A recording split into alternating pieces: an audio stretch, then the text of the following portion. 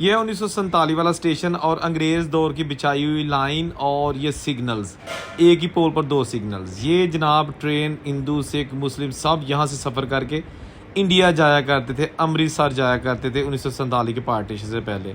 आज ये नारोवाल शकरगढ़ ट्रैक बिल्कुल तबाह हो चुका है और ये वो पुराने कांटे जिसको लाइन चेंज करने के लिए इस्तेमाल किया जाता था, लेकिन अब तो बिल्कुल बर्बाद हो चुके हैं।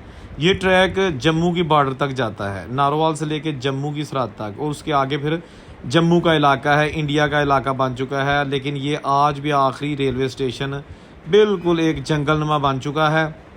यहाँ पर बिछी पटरियाँ और जितना भी उस दौर का सामान था वो सब अब बर्बाद हो चुका है। जैसा कि आप देख सकते हैं सारा कुछ जनाब, ये देखिएगा बेबसी की तस्वीर। ये बिजली के खंभे स्टेशन की छत पर लगे हुए, इन पे तार ही नहीं है, ना कोई कनेक्शन है, ना कोई ट्रेन है। जब मैं इस प्लेटफॉर्म पर आया तो यहाँ मुझे